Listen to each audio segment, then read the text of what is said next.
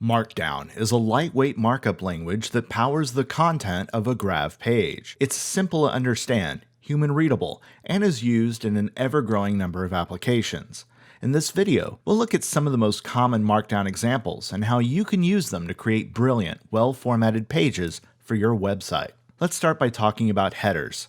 Headers create large subtitles on your page, enabling you to highlight important points and define different sections of your content. Many Grav themes use the first level, referred to as H1 in HTML, as the title of the page.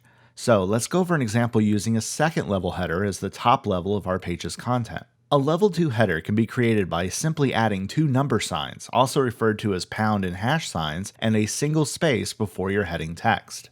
You can point out finer details and subtopics by creating third and fourth level headers using 3 and 4 number signs. With the right theme, you can continue this practice all the way down to a 6th level header. Markdown also makes it easy to create bold and italic text. Like many things in Markdown, there are multiple ways to do it. The most common way is by using asterisks on either side of the text you want to bold and italicize. 1 asterisk for italic, 2 for bold.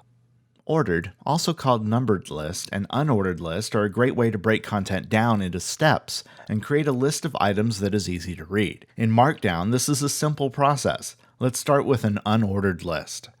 Use an asterisk or dash and a space before your first item in the list.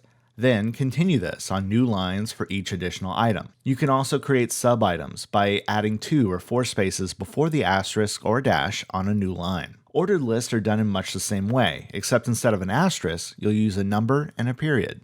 Ordered and unordered lists can even be combined. Adding links to your content is really simple in Markdown. Let's say you wanted to add a link to Grav's official website to this text here. All you have to do is surround the text you want to create a hyperlink with in brackets. Then, in parentheses, add the URL you want to link to. That's it. You've turned that text into a hyperlink. Let's say you wanted to add an image to your page. That's really easy to do in Markdown. I have an image here. I want to add it to my page. All I need to do is the following. Create a new line. Add an exclamation mark. This lets Grav know that you want to render the image I'm about to link to.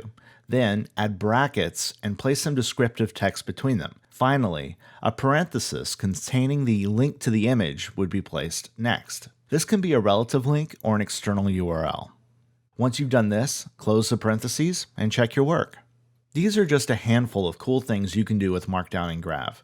There are many great tutorials online to help you get even more out of Markdown. Don't have time to learn Markdown right away? Don't worry, Grav has these basic Markdown commands built into the toolbar in the admin panel.